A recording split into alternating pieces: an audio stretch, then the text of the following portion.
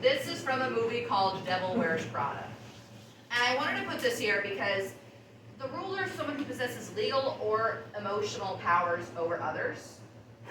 However, a lot of the time it's going to be a king, such as King Arthur, right?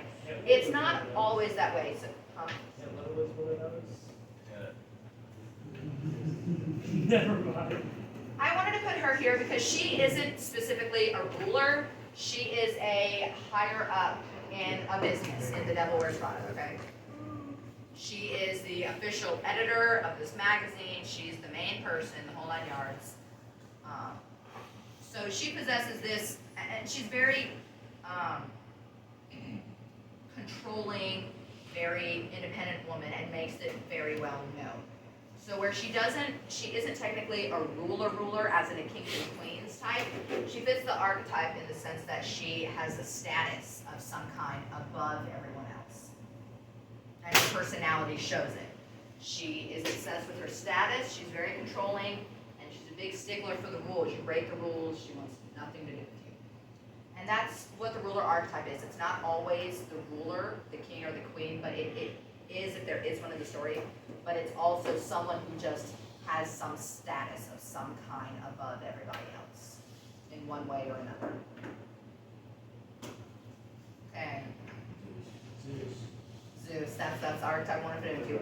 Zeus is the king of the gods. He is the ruler, he is the head guy, he is the king. Okay, so in Greek mythology, he would be one of the main rulers. You could also say almost any of the kings or queens that are depicted in Greek mythology, they would also count as ruler archetype. Got one for Chester. Okay. One that everything touches turns Okay. I haven't read the original story of that, to be honest. I've read off versions of it. I haven't personally read the official version, so I don't know if I can tell you yes or no, to be honest. But I think you're making good arguments for characters I hadn't thought of, and I appreciate that. Then we have the innocent. They're morally pure and good intentioned, and they're always trying to see the best in people. They're sincere, they're kind, but they're usually very naive. They see positive everywhere in the world. They think everything's going to work out. Everyone has good in them. They're very naive, but very good intentioned. Everyone know who this is? Yeah. Who says no?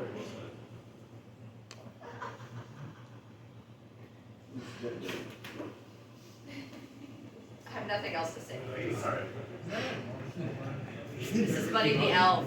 He goes into the real world and he is very naive about what goes on. He's very innocent. He thinks the best of everyone. When someone tells him, "Oh, I'm going to do this for you," he believes them.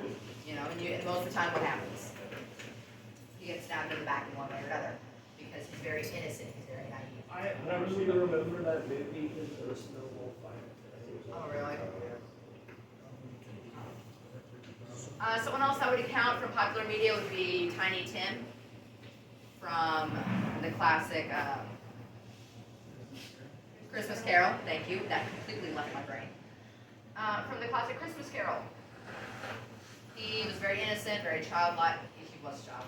He was very innocent, very naive, just wanted everyone to be with each other and love each other. Didn't understand why that wasn't happening at first. I would say no. I would say he's more of a hero. They can, yeah. The reason I wouldn't put most heroes in this category is because they usually have that thought of like, they know bad things are going to happen. They're just trying to prevent it. Does that make sense? This person thinks that everything's going to work out okay. Nothing bad can possibly happen. It's all great. You know, no one will ever lie to me. Everyone's very trustworthy. They're very naive in this sense. Someone said something. I didn't catch what it was. Okay. Any characters in Greek mythology that you think represent this archetype? Innocent, childlike, very naive, very trusting. I'm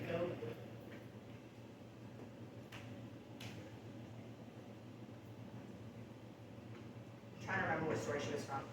she from the story of the guy looking at himself in the river and Yeah. yes, her. I would say yeah, because she's very naive, she's very innocent, she doesn't think about all about, she just knows she loves this guy. She's in love with him, she doesn't think about all the negatives. You wrote that?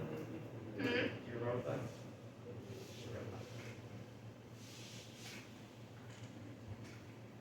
Read about her yesterday, and basically he was turning himself into a pool so that Kara doesn't just take him out immediately. And he lays on the ground, and she's like, "How about I go stun this pool? Just why not?" Yeah, okay. I can see that you can group her into the innocent, very naive. Then another one is the lover. They're, a lot of the time, the romantic lead or a love interest. They're passionate, they easily express how they're feeling, what their emotions are, and they desire close relationships above almost all else. They're constantly searching for this connection, this relationship, they want that, that's what they desire. Mhm.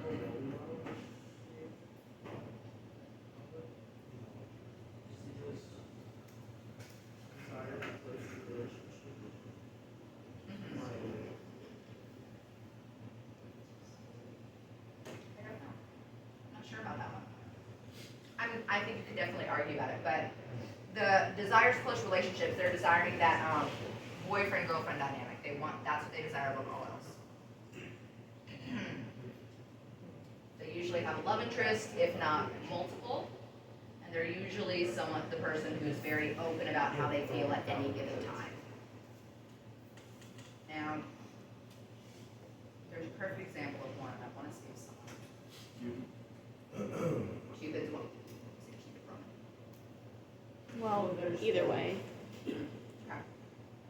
Cupid would count. Who's one, what Greek god or goddess do you think would have picked the lover? Aphrodite. Yeah. Aphrodite, she's the goddess of what? Love. She's the goddess of love. That's her whole thing. She is the goddess of love and beauty, and she's commonly seen trying to put people together and play matchmaker. Does it usually end well? No, but she does it anyway. She constantly wants those close relationships, not just with her and someone else, but between other people. She constantly wants to put them together, whether for good or bad. That's what she does. Okay, I do have a practice. It's a 10-question quiz on Google Classroom to see what all we've gathered from this presentation, the examples we've given. I did try to tie in popular media with it to hopefully help you with that. Any questions, comments, concerns before we start the quiz? Yes, ma'am. We don't have that. Hold on just a second.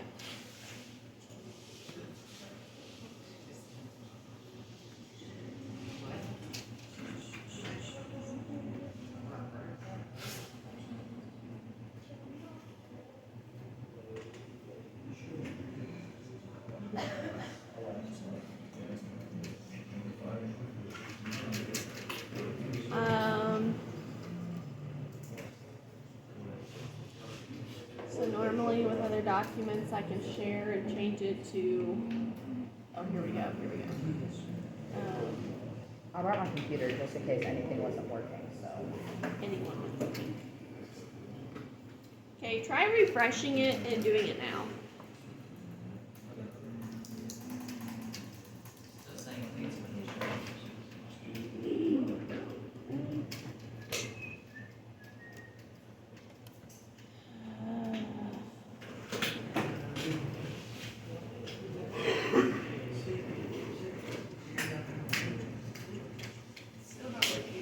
Okay.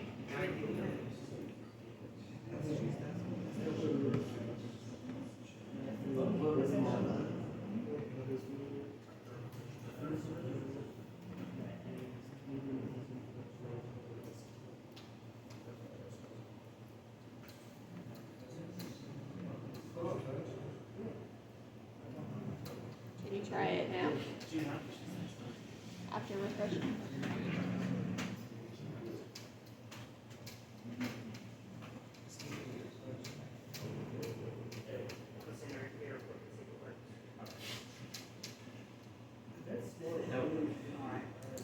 guess because it's your organization, which we only have 1 minute left anyway.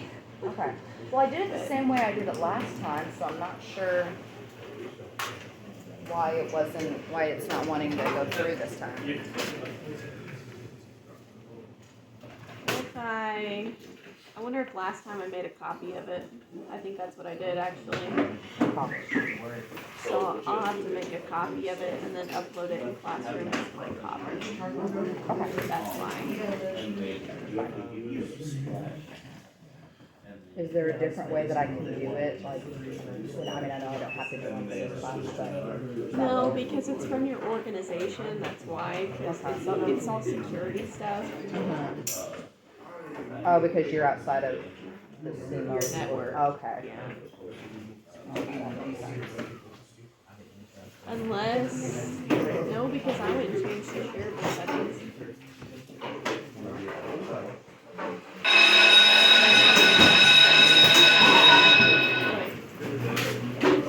Okay. Have a good day, guys. It may be available later, maybe not. We'll see. We'll look at it tomorrow.